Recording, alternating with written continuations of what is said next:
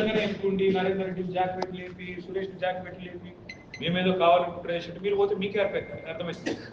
లగిచర్ల, హకీంపేట, దుద్యాల 3 ఊళ్ళు.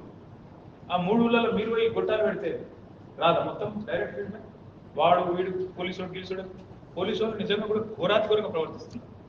ఎస్పీ ఇప్పుడు కలెక్టర్ దాడి జరగలేదు, ఎస్పీ ఎట్లా అంటాడండి కలెక్టర్ వైలేట్ చేస్తాం. And collector by the way ఇంకో గుర్తు వేస్తున్నాం, కలెక్టర్ అంటే ఒక అధికారి కాదండి, జిల్లా మెజిస్ట్రేట్. కలెక్టర్ అండ్ డిఎం అంటారు, డిస్ట్రిక్ట్ మెజిస్ట్రేట్ బై. ఆయన వాంగ్మూలం కానీ ఆయన మాట ఒక జడ్జి గారు చెప్పినట్టు మరి ఆయన చెప్పింది కరెక్ట్ కాదట. ఎస్పీ అనే నారాయణ రెడ్డి అంటే చెప్పింది కరెక్ట్. మా సురేష్ ఎస్ బరాబర్ మా కార్యకర్త, మా నాయకుడు. బట్ తప్పేంటంటే ప్రజాస్వామ్యంలో ప్రధాన ప్రతిపక్షంలో పనిచేసే ఒక నాయకుడు ప్రజల తరఫున గొంతిప్తే తప్ప, మా పట్నం నరేంద్ర రెడ్డి తప్ప పాదయాత్ర వేసి తప్పే. భూమి లేదు అంటే భూమి లేకపోతే నేను ఒకటి అడుగుతాను, భూమి లేకపోతే భూమికి ఉండదా? ఆ ఊరోడు కాదా వాడు నాయకుడు కదా, ప్రజా సోయి లేదా వాడిని? 7 ఎకరాల భూమి ఉంది. ఇంకోటి 19 మందిని నిన్న ఎవరైతే వాళ్ళు అన్నారు 12 మంది భూమి ఉంది, వాళ్ళని ఇప్పుడు లేదు లేదు వాటిని ఎస్పీ ఐజీ ఎవరో చదివింది. ఇంత స్వామి భక్తి పోలీసుల్లో కూడా మంచిది కాదు. పక్కా చెప్తున్నానే 4 ఏళ్ళలో మేము వస్తాం. ఆంధ్రాలో ఐపీఎస్లకు ఏమైనా మీరు గుర్తుపెట్టుకోండి, తెలంగాణ కూడా అదే అవుతుంది. వాళ్ళు ఏం చేసుకుంటారో చేసుకొని ఇప్పుడు కానీ పక్కా జరుగుతుంది. ఇంత కిరాత్వం చేస్తే ఇంత టూ మచ్ అంటే వాళ్ళు ఎవరు పోయి సామాన్య రైతులు సామాన్య కార్యకర్తలు వాళ్ళని కట్టలేదు. ఏం చేసిన వాళ్ళు రేవంత్ రెడ్డి కాన్స్టిట్యూన్సీలో గొంతిప్పింది. ఇప్పుడు మీకు ఇబ్బంది. ఇంటెలిజెన్స్ అట్టర్ బ్లాక్ ఉంది. పోలీసులు కవర్ చేసుకోవడానికి ఏం చేయాలి? తనలాడుతుంది. పోలీసుల వైఫల్యాలు, ఇంటెలిజెన్స్ వైఫల్యాలు. వీళ్ళు ఉన్నారా ఎవరైనా ఇంటెలిజెన్స్ వాళ్ళు? ఇంకా చేయలేకుండా పోయింది. మీకే ఎవరో వాళ్ళు రాసుకొని మీ ఆఫీసులకు చెప్పుకోండి. తప్పకుండా ఐఐపీఎస్ అధికారులు ఎవరైతే ఉన్నారో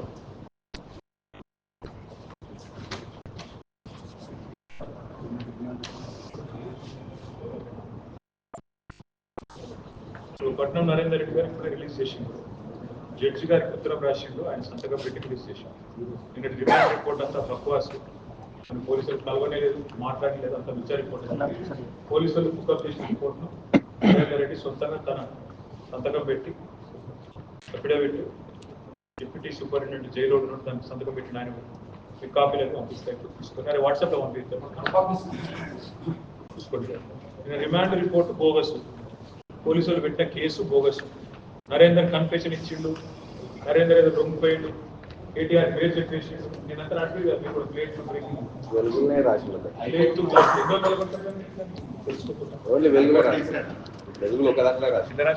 మీ పేరు పెట్టి మీరు వేసి కొట్టురు కుట్టుమంటారు. ఇక వాడు విచిత్రంగా రాశాడు. చైనా పోయింది కేసీఆర్ గారు 2014 జూన్లో, కేసీఆర్ జూలై అప్పుడు పోయింది. ఆ winter forum, winter summer retreat of world economic forum గాలియాలో జరిగింది. దాని తర్వాత కేసీఆర్ గారు మొత్తం అప్పుడు ఇండస్ట్రీస్ మినిస్టర్ జూపల్లి కృష్ణారావు వాళ్ళంతా కలిసి ఆడ షిచువాన్ అని ఒక ఇండస్ట్రియల్ పార్క్ 70,000 ఎకరాలు ఉంటుంది, దాన్ని చూడడానికి పోయినాక చూసి పరిశ్రమ 70,000 ఎకరాల పార్క్. అక్కడ వాళ్ళని అడిగితే ఎందుకు చేసింది ఇంత పెద్ద ఎత్తునంటే వాళ్ళు చెప్పింది ఏంటంటే, ఇప్పుడు ఫర్ ఎగ్జాంపుల్ ఒక ఫార్మా యూనిట్ ఇక్కడ పెట్టింది, మహబాద్లో పెట్టినారు, ఇంకో ఫార్మా యూనిట్ దూరంగా ఇంకో 10 కిలోమీటర్ల అవతల పెట్టినారు. అట్లా ఎక్కడ ఎవరి వాళ్ళు పెట్టుకుంటే ఎవరి వాళ్ళ వల్ల ఎఫ్లూయెంట్ ట్రీట్మెంట్ పెట్టాలి, అంటే కాలుష్యం లేకుండా పెట్టాల్సిన ప్లాంట్ పెట్టాలి. ప్లస్ మళ్ళీ ఎవరి వాళ్ళు అన్ని సౌలభ్యం, కరెంట్ కానీ నీళ్లు కానీ కనెక్షన్ కానీ అన్ని చేసుకోవాలి. అట్లా కాకుండా ఒక్క దగ్గర పెట్టడం వల్ల వచ్చేది ఏంటంటే కామన్ యూటిలిటీస్ వల్ల మీకు కాస్ట్ ఆఫ్ ప్రొడక్షన్ తగ్గుతుంది. ఎకానమీ ఆఫ్ స్కేల్ అంటే ఒక్కసారి ఇప్పుడు 10 బాటిల్ మ్యానుఫ్యాక్చర్ చేసిన దానికి 10 లక్షల బాటిల్ మ్యానుఫ్యాక్చర్ చేసిన దానికి కాస్ట్ తగ్గదు. ఒక గది ఎకానమీస్ ఆఫ్ స్కేల్. అందుకోసం మేము ప్రపంచంలోనే అతిపెద్ద ఫార్మా క్లస్టర్ హైదరాబాద్ ఎయిర్పోర్ట్కి ఎక్కువ దూరం అయితే కూడా బాగుంటుంది, ఎందుకంటే వచ్చిపోయే వాళ్ళంతా అంతర్జాతీయంగా వస్తారు. ఫార్మా జనరల్ ఎక్స్పోర్ట్స్ అన్ని కూడా హై వాల్యూ అయితేనేమో ఎయిర్ కార్గో ఉంటుంది, లో వాల్యూ అయితేనేమో సముద్రం ఉంటుంది. కాబట్టి అటు సముద్రానికి ఎయిర్పోర్ట్ దగ్గర ఉండాలంటే 20-30 కిలోమీటర్ల దూరంలో 3 హెలికాప్టర్లలో ఇండస్ట్రియలిస్టులను అదేవిధంగా అధికారులను ప్రజాప్రతినిధులను తీసుకొని పోయి ఆనాడు సీఎం కేసీఆర్ ఫైనల్ చేసి నువ్వేం చేయాలి? 14,000 ఎకరాలు మేము సేకరించాం కష్టపడి. అది ఏం వాల్యూ భూములకు రంగారెడ్డి జిల్లాలో నిజానికి ఒక్క కొడంగల్లోనే గింతలు అయితే మీరు ఆలోచన చేయండి. మరి ఇక్కడ ఎంత లొల్లి కావాలి నిజానికి? ఈయన లాంటి వాడు సన్నాసి ముఖ్యమంత్రి ఉంటే పిచ్చి లొల్లి కావాలి, పిచ్చి కొట్లాడే కావాలి. ఒక్కొక్క ఎకరం ఇక్కడ ఎంత ఉంటుంది అక్కడ ఎంత ఉంటుంది. అయినా ఓపిక 8 ఏళ్ళు ఒప్పించి మెప్పించి కేసులు వేస్తే కేసులను పరిష్కారం చేసుకుంటా చివరికి 14,000 ఎకరాలు సేకరించి ఈయన రాగానే ఏం చేసి కేవలం ఒకటే, ఆయన తెలిసింది ఒకటే, కేసీఆర్ ఎండమంటే తెలియనా, కేసీఆర్ చేస్తాంటే నేను నో అన్నాను, కేసీఆర్ ఫార్మా సిటీ అంటే నేను ఫార్మా విలేజ్ అంటే, సిటీ అన్నాడు కదా విలేజ్ మన బ్రాండ్. దాంతో హైదరాబాద్ ఫార్మా సిటీ రద్దని ఏం చేస్తుంది అలా 4th సిటీ అంటే అదేందో ఆయన కూడా తెలియదు, ఫ్యూచర్ సిటీ అంటే ఏఐ సిటీ అంటే. నేను గర్వంతో అంటున్నాను కదా, నేను పరిశ్రమల మంత్రిగా 8 ఏళ్ళు పనిచేసిన, ఐటీ మంత్రిగా 10 ఏళ్ళు పనిచేసిన. సిన్సియర్గా నాకు ఒక్క ఐటీ కంపెనీని గచ్చిబౌలికి ఉప్పలు పట్టుకోవడానికి ఎంత కష్టమవుతుంది తెలుసా. ఉప్పలు వాళ్ళు రారు, ఇడికెళ్ళాడు గోదాం వరంగల్ గోదాం కరీంనగర్ గోదాం అంటే రారు. ఎందుకంటే మా ఈకో సిస్టమ్ అంతా ఇడు ఉంది, మాకు కావాల్సిన సౌలతులన్నీ ఇడు ఉన్నాయి, అది రామంట. అట్లాంటిది నేనంట ఎక్కడెక్కడ పోయి కొత్త సిటీ కట్టాను బ్యాగర్ ఖర్చు. అయితే చూస్తామా మన జీవితకాలం ఇంకా తెలియదు. కానీ ఏం చేస్తున్నాడు, 2 బిల్డింగ్లు కట్టి చుట్టూ రియల్ ఎస్టేట్ చేయాలి, 100 ఎకరాలు వాళ్ళకి సంబంధించిన వాళ్ళకి కొనాలి. ఆయన భూములు ఉన్నాయి వెళ్దాడ, వాళ్ళ కంపెనీ వాళ్ళ అనుయాయులై వాళ్ళ అన్నదమ్ములై మొత్తం భూములను ఐడియాలు కొత్తగా చాలా అగ్రిమెంట్లు చేసుకుంటున్నారు. మొన్న తుక్కు కూడా లోటు చేసుకున్నారు కదా, దాని వివరాలు మళ్ళీ. ఇట్లా ప్రతి దగ్గర ఫార్మా విలేజ్ పేరిట చేస్తుంది ఏంటంటే రియల్ ఎస్టేట్ దందా. దాని చుట్టూ 10 ఎకరాల 10 కిలోమీటర్ల లోపల కాంగ్రెస్ వాళ్ళు భూములు కొంటారు, దానిలోకి పైసలు. ఇప్పుడు నువ్వే కదా విషయం నింపినావు ప్రజల మనసులో, నువ్వు బట్టి విక్రమార్క, సీతక్క, కోదండరెడ్డి, కోమటిరెడ్డి, మీరే కదా ఫార్మా అంటేనే విషయం, ఫార్మా అంటేనే కాలుష్యం, నాశనం అయిపోతావు, గొప్పలంటే మీరే చెప్పింది. మరి ప్రజలు అదే అడుగుతుంది, వాళ్ళేం అడుగుతుంది. అక్కడ విషయం అనేది ఇక్కడ అమృతమైందా?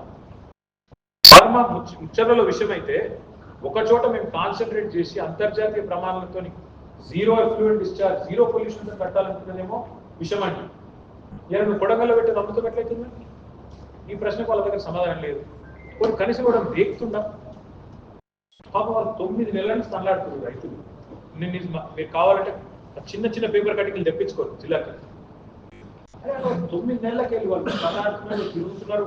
ఎంఆర్ఓ చుట్టూ, ఆర్డీఓ చుట్టూ, అందరి చుట్టూ తిరిగి వీళ్ళకి నోటిఫికేషన్లు వచ్చినాక, నోటీసులు వచ్చినాక ఏం చేయాలి మరి? వాళ్ళు ఓపిక నశించింది, ఎవడేం చేస్తారు మరి?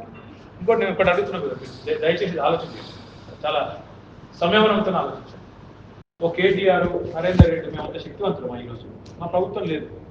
ముఖ్యమంత్రి నియోజకవర్గంలో మేము ఏలుపెట్టి కలెక్టర్లను కొట్టించేంత శక్తివంతులమా మేము? ఉంటుందా? అంత రెచ్చిపోతారా ప్రజలు మేము చెప్తే? వాడు ముఖ్యమంత్రి, వాడి నియోజకవర్గంలో మేము పోయి ఏలుపెట్టి కొట్టించే పరిస్థితి వచ్చిందంటే మరి ప్రభుత్వం ఏం నడుపుతున్నట్లు లెక్క నాకు అర్థం కాదు. మీరు ఆలోచన చేయండి, వాట్ కైండ్ ఆఫ్ గవర్నెన్స్ ఇది కానీ. అదో 9 నెలలుగా ఉన్నాడు కదా జిల్లా మంత్రి కృష్ణారావు, టైం లేదా నీకు? టైం లేదా? ముఖ్యమంత్రికి నీ కాన్స్టిట్యూన్సీ కాదా? అదేవిధంగా ఇండస్ట్రీస్ మినిస్టర్, ఆయనకు కూడా టైం లేదా? బిజీగా ఉన్నారు ఏమంది వాడు. ఒక లండన్లో తిరుగుతున్నాడు, సోయాలో డ్రామాలు వేసుకుంటాడు, ఇంకొకటి తిరుగుతున్నా అమెరికాలో, ఇంకొకటికి ఎక్కువనే ఉన్నాడు. ఎవరు పోయినారు అర్థం కాదు. ఇట్లా గవర్నమెంట్ అంటే బాధ్యత లేదా? ప్రజలు విలుసలు. మా హరీష్ రావు గారు నేను అడుగుతున్నాను, మల్లన్న సాగర్, కొండపోచమ్మ సాగర్ ఎట్లా తిరిగిపోయినా కదా, రాత్రి పండుకున్నాడు. కలెక్టర్లు, వీరకులు అందరూ కూర్చొని తనలాంటి ఒక్కొక్క ప్రాజెక్టు కట్టేందుకు గాడి చాకిరి చేసింది. ఎంత పని చేస్తే అయితే ప్రాజెక్ట్ ఉత్తగా అవుతాయి, మాటలతో, డైలాగులతో, బ్లాగుల తొండలు ఇడుస్తా అనగానే అవుతుందా ప్రాజెక్ట్ పనులు అంటే? అందుకని వీళ్ళకి అడ్మినిస్ట్రేషన్ వస్తలేదు, ప్రజలు ఎట్లా శాంతింపజేయాలో అర్థమైతలేదు, ఏం చేయాలో అర్థమైతలేదు. పైకి వెళ్ళి వాళ్ళు దొక్కుతున్నారు. 10 మంది లేడీస్ వచ్చారు, వాళ్ళు ఏది ప్రెస్ మీట్ లగిచర్లలో నిన్న ఒక అమ్మాయి టీవీ నైన్లో మాట్లాడింది, అద్భుతంగా మాట్లాడింది. నేను నా ప్రెగ్నెంట్ లిటరల్ ఈ విధంగా ఒకటి అమ్మాయి అట్లా మాట్లాడి ఎంత అర్థవంతంగా మాట్లాడిందంటే నేను పరిశీలన వాళ్ళ చైతన్యం. అమ్మాయి కాలు ముక్తే కూడా తనేసిపోయారు పోలీసులు. అదొకటే కాదు ఆనెస్ట్గా మహిళల్ని ముఖ్యంగా ఇట్లాంటి విషయాల్లో మహిళా పోలీసులు ఉండాలి. ఇక్కడ ఎవరు లేడు. మొగలు ఎట్లా దొరుకుతారా? బూట్ కాలు ఇష్టం వచ్చిన ఆ అమ్మాయికి ఏమన్నా అయితే నిజంగానే ఆ ఇన్సిడెంట్ అమ్మాయికి ఎగ్జామ్ సంబంధమే లేదు. అలా భర్త పక్కలు ఎక్కడ తీసుకున్నారు. ఇష్టపైన కూంబింగ్ ఆపరేషన్ చేస్తారు డేంజర్ తీవ్రవాదులు, నక్సలైట్లు వాళ్ళ కోసం. ఆ టైప్ వాళ్ళు నక్సలైట్లా, తీవ్రవాదుల ఎంత కిరాత్కం అంటే ప్రైవేట్ సైన్యం లాగా, రేవంత్ రెడ్డి ప్రైవేట్ సైన్యం లాగా వాళ్ళకి కొట్టిరు. మా డిమాండ్ ఏంటంటే ఒకటి వాళ్ళకి మెడికల్ ఎగ్జామినేషన్ తీసుకెళ్ళి ఎంత టూ మచ్ నువ్వు రిమాండ్ పంపిన వాళ్ళకు మెడికల్ ఎగ్జామినేషన్ పంపించకుండా చేయొచ్చా? మొత్తం ట్రైబల్స్. మేము ఇక్కడితో నేను వదిలిపెడతామని రేవంత్ రెడ్డి అంటే ఆనంద పిచ్చుడు వాళ్ళు పక్కా వీళ్ళని నేను ఢిల్లీ తీసుకుపోతా, ఎన్హెచ్ఆర్సీకి తీసుకుపోతా, నేషనల్ కమిషన్ ఫర్ విమెన్ తీసుకుపోతా, SC/ST కమిషన్ తీసుకుపోతా, వదిలిపెట్టు. ఎందుకంటే వీళ్ళు ఇట్లే అరాచకాలు చేస్తుంటే మేము మూసుకొని కూర్చుంటామని వాళ్ళు అనుకుంటారు. కేసు పెట్టగానే భయపడతారంటే సరే నన్ను పెట్టిండు అనుకోలో మా వాళ్ళు ఇంతమంది వాళ్ళు వాళ్ళు మాట్లాడతారు. పెడితే అనుకుంటే ఎన్నో పెడతారు.